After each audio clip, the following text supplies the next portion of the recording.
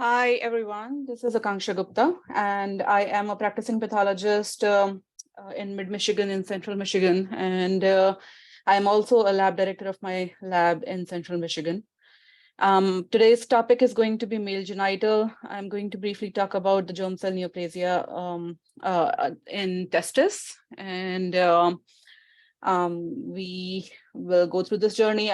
This is our book, and if you haven't bought it, we are going to go through the GCNIS, and then we'll go to seminoma, embryonal, choreo, yolk sac, teratoma, spermatocytic tumor, and the pre-pubertal types, and the mixed germ cell tumor. So this particular time we are going to use for the germ cell tumors of the testis. So without any further ado, let's get started. Before we get started, I want to quickly show you a few things that are from a few journals. So you can see over here the germ cell tumors of the testis. And they can be, and also, I mean, if you guys cannot hear me, just mention in the chat. For you, chat and QA sections will be open. And you can you can put all your questions in the QA section anonymously or like putting your names there. And in the end, if I could address those questions, I will. So yes, so the germ cell tumors, they can be GCNIS. So what is GCNIS? GCNIS is germ cell neoplasia in situ. And previously it used to be called as intratubular germ cell neoplasia. Now it is called as GCNIS. And they can be GCNIS derived and they can be non-GCNIS derived. By GCNIS derived, I mean to say that this is from the WHO. And the GCNIS, germ cell neoplasia in situ, is derived from the primordial germ cell in the testis. And after the germ cell neoplasia in situ develops, apparently it is said that there are various mutations. Amongst this, the most important one that you should remember is isochromosome 12p will happen. And that will lead to other tumors. That's what the hypothesis is. And then the pre-pubertal tumors. So over here on the top, we have the GCNIS related or GCNIS derived. And on the bottom, we have GCNIS unrelated or non-derived. And these are the pre-pubertal tumors and spermatocytic tumors, which are non-related. So coming back to this chart, so basically GCNI is derived. So they are seminoma, embryonal carcinoma, and then post-pubertal type of tumors, including post-pubertal yolk sac tumor, post-pubertal type of teratoma, which can eventually develop somatic malignancy in that. Also, the trophoblastic tumors, including choriocarcinoma and others, can be GCNIs derived. Then the non-GCNIs derived are your pre-pubertal tumors. So basically yolk sac tumor, teratoma pre-pubertal type. Spermatocytic tumor is a non-GCNIs derived tumor. And spermatocytic tumor can develop sarcoma, tumor with sarcoma. Now, important thing that you should note is this one is coming from human pathology. And you can see there is something. So the same concept, basically GCNIS in the middle, pre-pubertal on the top, which are non-GCNIS related, post-pubertal on the bottom, which are GCNIS related. Now, now chromosome 12p alterations are isochromosome 12p is something that you will see in all of these tumors. Okay, so it is not specific to anything like seminoma or not specific to anything like choriocarcinoma. It can be seen in all of these tumors, including seminoma, embryonal, post-pubertal type of yolk sac, choreo, and post-pubertal type of teratoma. And these tumors, spermatocytic tumors, pre-pubertal type of tumors, dermoid and epidermoid cysts, you will not see these 12p alterations and you will not see GCNIS. So this is a basic concept that you should know and you should remember. The new WHO classification has the germ cell tumors as non-invasive, including GCNIS and the intratubular variants. Invasive, in which there are the various tumors. And pre-pubertal types, so basically pre-pubertal yolk sac and teratoma, dermoid, epidermoid cyst, and combined. And then the spermatocytic tumor is a separate category. So that's how those are. So that's about the introduction of the germ cell tumors before we dive into our book. So let's start. Let me view page display. And I'll enlarge it for you guys so that you can see nicely. And maybe, okay. All right. So germ cell neoplasia in situ. Basically, germ cell neoplasia in situ, you will have similar morphologic appearance as seminoma. However, these seminoma cells or the morphologically apparently seminoma type cells are present only on the base of the tubules. Okay, so basically why I say seminoma type cells, because these are all polygonal, large polygonal cells with clear cytoplasm, which are present in these as well. And the IHC wise, the staining wise, they stain like seminoma as well. So, and then these, this will give you a fried egg appearance on the tubule. And these tubules usually don't have spermatogenesis in them. So that's something that you should remember. These GCNIS, you don't need to develop into seminoma in order to have a pagetoid spread into the rete testis. So the pagetoid spread to the rete testis can happen in GCNIS itself. And this is something that you should remember. The IHC profile, GCNIS is OCT3/4 positive, similar to seminoma. And you can see nice string of pearls kind of pattern over here. And CD117 positive, similar to seminoma. Also, excuse me, and also these are basically precursor lesions. So 50% will go ahead and develop into a germ cell tumors. And as I said, the germ cell tumors that are GCNIS derived or GCNIS related, there you will see GCNIS as a background of a testis in the case of that tumor. So that's something that you should remember. And then now that's about GCNIS. And then coming to the next is intratubular seminoma. So this is a step further from GCNIS and one step smaller or less than seminoma. So it is basically a seminoma kind of cells, again, polygonal cells, large polygonal cells, clear cytoplasm. They are filling the tubule, they're expanding the tubule, they're not just related, they're not just in the basement membrane anymore, in the basal layer anymore. And they are, however, not going outside. So they are staying inside. Again, it will stain the similarly as your seminoma. So OCT3/4 positive, c-KIT positive, and everything. So let's go to the slide of GCNIS. So this is your GCNIS, and you can see on the lower magnification, you have this tumor, and there, in conjunction to that, you have a nice tubule over here, and you can see on the base, you have this clearing of the cytoplasm, large polygonal cells. You can nicely see over here like string pearls, string-like pattern, and with no spermatogenesis inside the tubule. So that's your typical GCNIS. And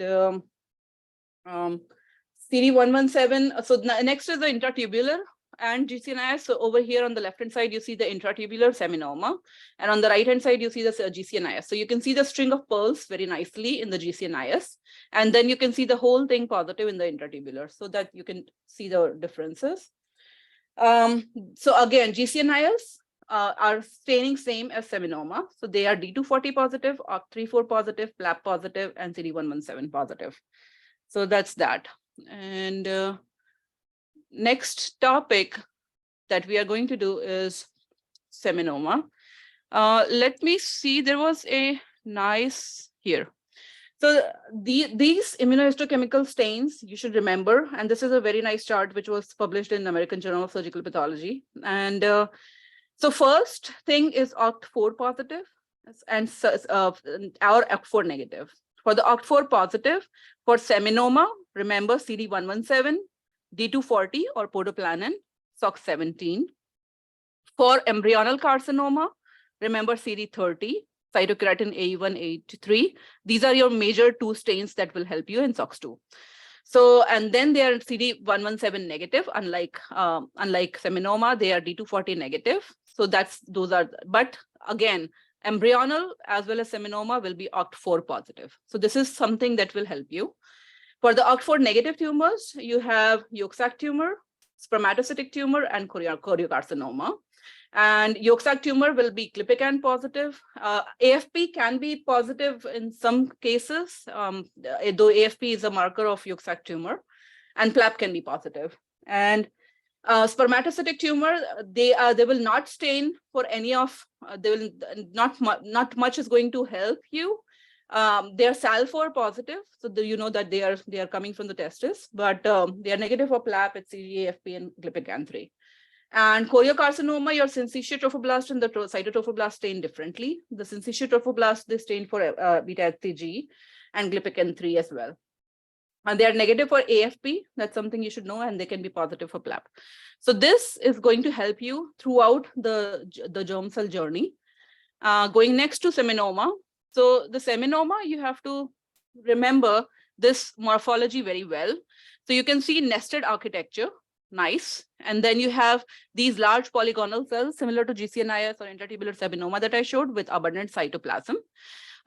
This abundant cytoplasm, clear eosinophilic cytoplasm, is because of the glycogen, which is rich in them. And then they are separated by these fibrous septae. So these fibrous septae, they have increased lymphocytes in them. And this is kind of a typical feature of seminoma, like typical morphologic feature of seminoma. The seminoma can have a tigroid background when you are going for a touch prep. So you can see this kind of tigroid background in the touch prep. And then you can see the large polygonal cells over here. They can have prominent granulomas, as it's very often seen in seminomas. You can have prominent granulomas. You can have signet ring cell-like features present. And then the gross wise, it will be tan to white or tan to pink. Lobulated is your buzzword here, because nested, lobulated is something that seminoma is, right? So you have lobulated architecture, fleshy appearance, and that's your typical seminoma. But usually you don't see a lot of hemorrhage. Usually you don't see a lot of necrosis. So that's, you see like kind of a homogeneous kind of appearance over here.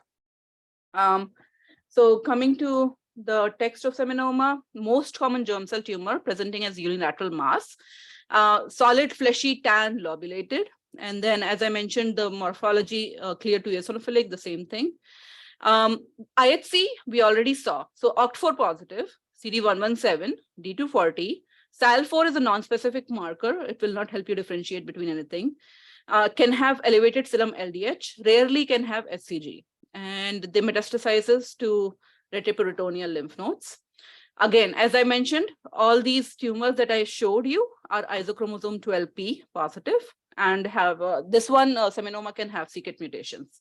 It's chemosensitive tumor and good prognosis if treated with chemotherapy. So you can see OCT3/4 positivity, CD117 positivity, SAL4, as I mentioned, is non-specific. OCT4, PLAP will be also non-specific. D240 will help you to differentiate seminoma and others. c-KIT will help you. CKA1A3, as I showed in that figure, is more of embryonal, and that will help you to differentiate between embryonal and seminoma. Beta-HCG, one important feature about seminoma is that you can have some prominent syncytial trophoblasts in seminoma. And if you have syncytial trophoblast in seminoma, you don't be alarmed. It doesn't have any significance to it.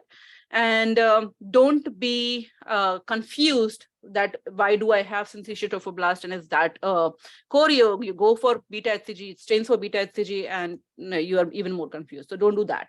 Prominent syncytial trophoblast can happen in rare cases of seminomas. So that's your seminoma. And let's go to the slide. So this is, you can see over here, low magnification nested architecture. And these are very nice, beautiful nests that are present. And as I was saying, that there are these fibrous bands that are differentiating the nests, and these fibrous bands, they are having the lymphocytes in between them. And then these actual tumor cells, they are large polygonal tumor cells with clear cytoplasm because of the glycogen. And that's your typical morphology of seminoma, nested architecture, and that's what I've been telling you. And again, not in this case, but there can be prominent granulomas, there can be syncytial fibroblasts, not uncommon. So, but you can see that it's kind of similar looking. And sometimes if you have a normal testis in the background, you'll see the GCNIS in the background. So that's that. Next, coming to the next topic is embryonal carcinoma. So embryonal carcinoma is, for embryonal, the name embryonal, right? So it is more primitive. So it is primitive pleomorphic cells. When you see an embryonal carcinoma, you know it. Why? Because it is so ugly looking. It is so pleomorphic. It is so, like very atypical vesicular chromatin, prominent nucleolus. You can see how prominent the nucleoli are over here. This appearance, keep in your mind, is your embryonal carcinoma. And then because it is so aggressive, it will be having prominent necrosis with large areas of necrosis. It can have prominent mitosis. It can have a prominent nucleoli, apoptosis, which can be seen as well. So all of those features, for example, you can see that there's necrosis here. There are more mitotically active, apoptotically active. And even in the gross, you can see that it has more variegated appearance. So you can see over here that there is more hemorrhage over here. There is large area of necrosis in the center. So this is your aggressive, very aggressive tumor, embryonal carcinoma. So embryonal carcinoma, basically second most common testicular germ cell tumor, epithelial differentiation, and that's why it has cytokeratin A1, A3 positivity, marked cytologic adipia. And I went through all of this. So there is an entity called as intratubular embryonal carcinoma as well. And the intratubular and embryonal carcinoma basically will be the similar thing, that you will have similar morphology of the cells and staining pattern of the cells like embryonal carcinoma, but just that it is still inside the tubules, it has not gone out. And you can have comedonecrosis in the intratubular embryonal carcinoma. That doesn't mean that it is invasive. And you can have coarse calcification in the intratubular embryonal carcinomas as well. So as I've showed you in that chart, CD30 is cytokeratin A1, A3 are the two stains that will help you to differentiate between seminoma and embryonal carcinoma. Both of them will be OCT3/4 positive. SAL4 is non-specific. And again, as I showed, isochromosome 12p is one of the features of all of these tumors. And this is very aggressive, however, it does respond to chemotherapy. So you can see over here the cytokeratin A1, A3 nice positivity, CD30 positivity, and OCT3/4 positivity. These three you have to definitely remember. So let's go to the slide of. All right, we are going to come back to this partially regressed seminoma, but let's go to embryonal first. So the embryonal, you can see over here. First thing you notice in this lower magnification is this: there are these prominent areas of necrosis that are present. Like, look at how much necrosis is in there. And then these cells, you can see how atypical they are. They are really atypical cells. There's prominent mitosis, prominent necrosis, prominent apoptosis that's in the background, prominent nucleoli, vesicular chromatin. All of these are the features of your embryonal carcinoma. It can have various kind of patterns. So for example, it can occur in sheets like this. It can occur in papillary format, as you can see over here. It can be glandular in type. And then these large crowded is one of the buzzwords that you should remember for embryonal, like overlapping nuclei. They're trying to just, like turn around and be aggressive. Next is this intratubular embryonal carcinoma. It's a nice picture. You can see the similar kind of cells, prominent nucleoli, aggressive looking cells, but they are just inside the tubules, and that's your intratubular. So the rest we already discussed. Next, coming to, so yeah, there is your intratubular embryonal carcinoma. Filling expanding seminiferous tubules and similarly staining. And you can see this is very nice picture, and this is exact same cytomorphology like a embryonal carcinoma should be. Next, coming to choriocarcinoma. So choriocarcinoma, one thing that you should always remember about choriocarcinoma is it is always very hemorrhagic. Excuse me. It is very hemorrhagic. So you can see over here in the gross image itself, you can see that's literally like a hemorrhagic nodule inside the testis, right? And the tumor cells, those that are viable, they will be in the periphery of the hemorrhage. So under this image, you can see over here, there is a prominent hemorrhage. And in the periphery of over here, there are the tumor cells. And when you go on higher magnification, these tumor cells are composed of syncytia trophoblasts. So basically the multinucleated giant cells. And these syncytia trophoblasts, if you go on higher, you'll see that they are multinucleated first thing. They have abundant cytoplasm. And then you can see there are these cytoplasmic vacuolizations which are present in them, which is also one of the features. Other cell group that are present in your choriocarcinoma is cytotrophoblast, and the cytotrophoblast and intermediate trophoblast are smaller in size, as you can see over here. They are tightly cohesive, and they form tight clusters. So can be mildly pleomorphic, these cells, and can have prominent nuclei. So this is your typical appearance of a choriocarcinoma. It's a rare tumor, but it is most aggressive germ cell tumor. And as I said, with choriocarcinoma, remember hemorrhage and hemorrhagic metastasis. So basically it will happen like have a hemorrhagic metastasis usually happening to the lung. So sometimes like, in fact, the slide that we have is actually of the lung that has metastasis of the choriocarcinoma. So that's your choriocarcinoma. The IHC-wise, the syncytia trophoblast are going to be positive for inhibin, glypican-3, beta-HCG, and cytotrophoblast are going to be positive for P63, GATA3, and SAL4. Elevated serum HCG is a feature of choriocarcinoma, like that's an obvious thing that you should know. OCT3/4 is negative. So choriocarcinoma is one that has OCT3/4 negativity. You can see over here, these are the syncytia trophoblast, which are positive for beta-HCG. Again, the syncytia trophoblast, which are positive for glypican. And these are the cytotrophoblast, which are positive for GATA3. So that's your choriocarcinoma. Going to the lung slide that I was mentioning. So this is the lung slide, and you can see over here. So I have always been telling you hemorrhage, hemorrhage, hemorrhage. So you can see the prominent hemorrhage and the residual neoplastic cells in the periphery. And then if you go low into the neoplastic cells, so over here are the residual neoplastic cells and composed of syncytia trophoblast and cytotrophoblast.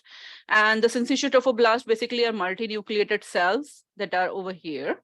And the cytotrophoblast are the intermediate trophoblast are these cells that are in here with some prominent nucleolus in here as well, tightly cohesive bundles.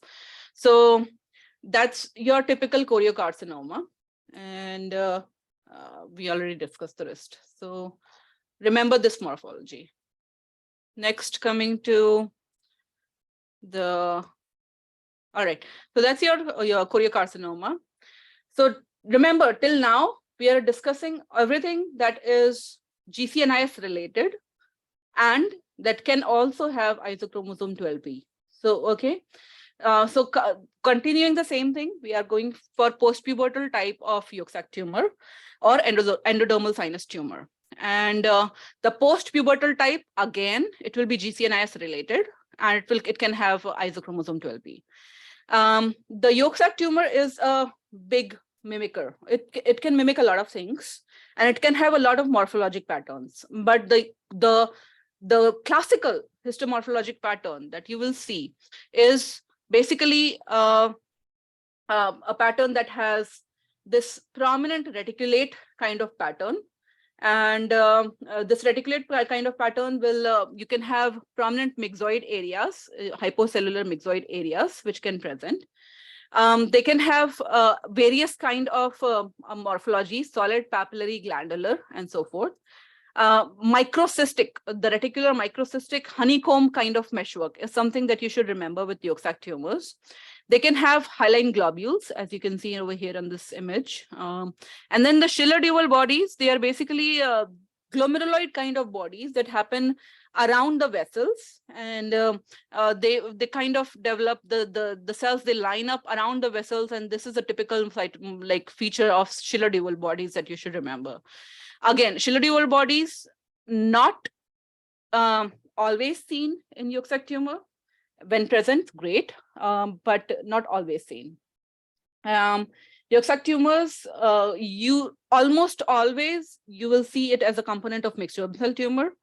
And when you have a germ cell tumor, you try to find how many types of germ cell tumors are together, because mixed germ cell tumors are the most common kind of germ cell tumors that you'll find in testis.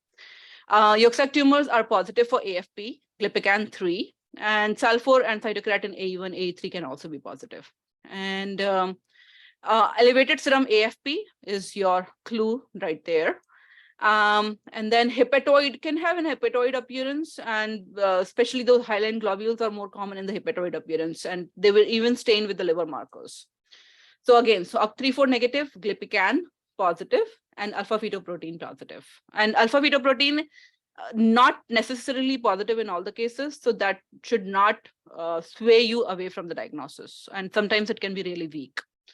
So that's your yolk sac tumor. And when we go to the image, so you can see over here, this is your typical like mixed germ cell tumor, but then you have patterns of yolk sac tumor right here. This is your typical reticular pattern or microcystic pattern of yolk sac tumor. And you can see over here, there are hypocellular myxoid areas around here. And there can be hyaline globules that can be present. We have a Schiller dual body that is nicely over here. So you can see these, you can see my arrow, right? So this body, you can see over here, they are like nicely lining around the blood vessel. Again, this body, this is a blood vessel inside, nicely lining around the blood vessel. So it's kind of a glomeruloid body that line over here as well. So all of these are Schiller dual bodies. So remember this feature, very helpful for your exam, especially. Immunoprofile and the rest we already discussed. So let's go ahead with next, coming to again another GCNIS related tumor, teratoma, post-pubertal type. So the teratoma post-pubertal type will be similar to teratoma anywhere else. It will have the one or more germinal layers, and can have glandular squamous epithelium and multiple cysts, anything. Usually a part of mixed germ cell tumor. And important thing, you have to, when you have teratoma, you have to see if there are immature neuroectodermal structures which are present in there or not. And another thing that you should keep in mind, that there can be a somatic type of malignancy that can arise in a teratoma. And when you would, like, what's the definition of calling it, because you can have some somatic component definitely in teratoma. When do you start making a distinction whether it is a somatic type malignancy arising in a teratoma or it is just a somatic component? So the dysplastic component should form a nodule, first thing, and then should be larger than the 4x field or 5 millimeter. When you have this this definition fulfilled, you can call it somatic type of malignancy arising in a teratoma. Usually what happens is a rhabdomyosarcoma, and I think that's what we have in our slides. And let's start. And all teratomas, post-pubertal testis, all teratomas are malignant. So unlike ovary, all post-pubertal teratomas are malignant. And then benign teratomas, rare situation, those will be dermoid cyst. And the dermoid cyst, you should not have any GCNIS, you should not have any isochromosome 12p, and you should not have any testicular scarring. And these dermoid cysts will be basically ciliated epithelium, smooth muscle in there.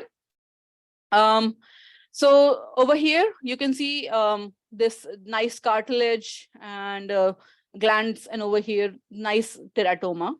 And this over here, you can see a rhabdomyosarcoma component that has happened in this teratoma, basically somatic type of malignancy.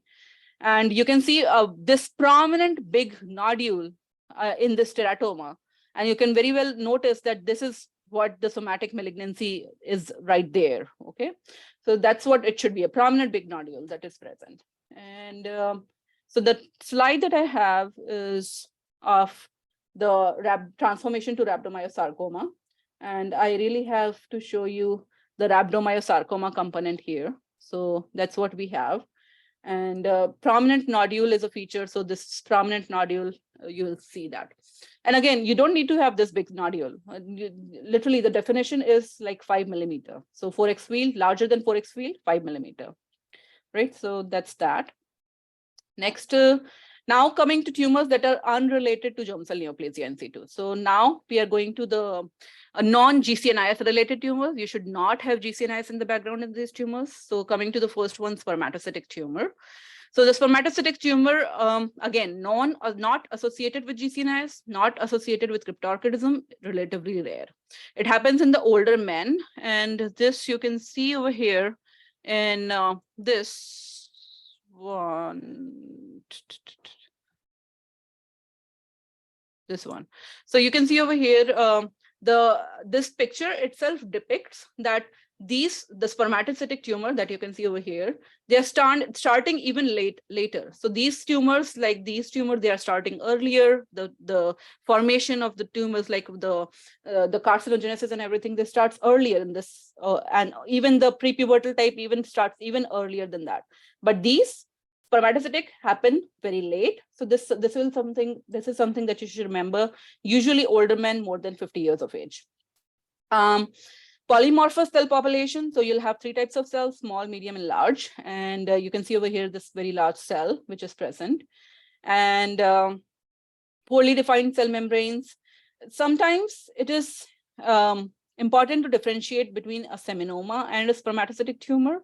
But your usual seminoma markers are all negative in a spermatocytic tumor. That will definitely help you. And however, one caveat you should remember is that CD117 can be positive in 50% of the cases. So don't use that. And it will the only thing that is positive in here is the SALF4 and SSX for the institutions that have that. But I mean, SALF4 and the morphology and the age is something that's going to help you. And it has excellent prognosis. So you can see over here, it's negative for this OCT3/4, it is negative for D240. It can be positive for CD117, SALF4 will be positive. And then SSX is your nice stain. So this is your typical spermatocytic tumor. Multinodular pattern of growth. There can be cystic change, edema that can be present in the tumor as well. So you can see like nicely edematous tumor that is present over here.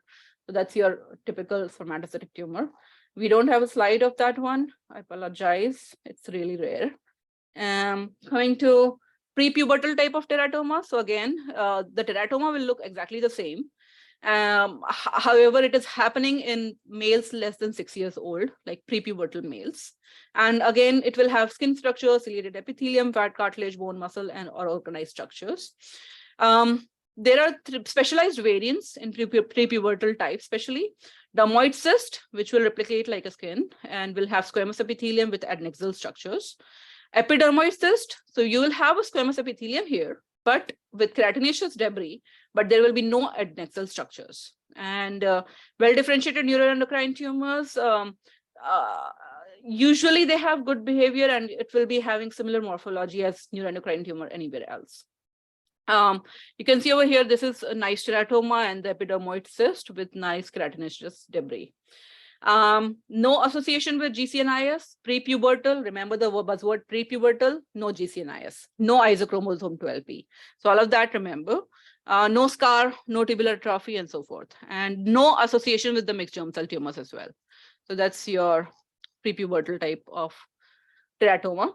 Yolk sac pre-pubertal will look similar morphologically as post-pubertal that I described. IHC will be similar. Will secrete AFP. However, it will happen in young boys less than 6 years old. And also, you will not see any GCNIS in the background. You'll not have isochromosome 12p. So that's that, and it has excellent survival. Regressed germ cell tumors. So that's what I was showing in the other slide, which I skipped. So basically, what you have is a nodular focus of scarring or fibrosis or inflammation in the testis. Sometimes it is completely regressed, sometimes it is partially regressed. So in the partially regressed tumors, you'll have in the periphery the actual seminoma or something else, and or other tumors, and you'll have a nodule that has regressed. So this is partial regression. And sometimes even it can present as a metastatic disease even after the complete regression of the primary tumor. So that's something that you should remember. In these regressed areas, you can have coarse calcifications and chronic inflammation, hyalinized tubular ghost will be seen. So we do have a slide of this one, and let me go to the slide. So this is a partially regressed seminoma, and that's what I was saying, that partially regressed, that is, you have this tumor in here, but then you have this prominent nodule which has hyalinized tubular ghosts in there. So you can see over here, like ghost of hyalinized seminoma, fibrosis, inflammation, calcification, all of these. Prominent nodule is your regressed germ cell tumor. Mixed germ cell tumor, basically, as the name suggests, you'll have mixed patterns of the germ cell tumor. And this is a very nice image that was provided to us by Dr. Panner. And you can see over here, there are multiple components. So you can see in this, the cytotrophoblast and the syncytial trophoblast, there is a choriocarcinoma component over here. These are nice syncytial trophoblasts. You have a embryonal carcinoma component over here. And you can actually, you know, like morphologically, it is easy to differentiate between all of these as well. You really don't need IHC in so many cases. Again, there is this seminoma with clear cytoplasm in the background. And then there's this choriocarcinoma with the prominent hemorrhage and syncytial trophoblast and the cytotrophoblast. So it's a very nice picture. There are subtypes that, again, in a case of testis, when you're reporting a mixed germ cell tumor, you should report the approximate percentage of each type of component. And that's that. So this important point you should remember, syncytial trophoblast is not equal to choriocarcinoma. And I have already told you that the seminoma can have prominent syncytial trophoblast. And then the polyembryoma and diffuse embryoma. The diffuse embryoma, basically, you can see over here, not very clear on this higher magnification, but you'll see parallel flat layers of embryonal carcinoma and yolk sac tumor. And the polyembryoma, basically embryonal carcinoma and yolk sac tumor resembling an embryo. So that's about it. And we are going to start with the Leydig cell tumors, or sorry, the sex cord stromal tumors in the next session. This is about it for today's session. If you have any questions, let's see if you have any QAs in there.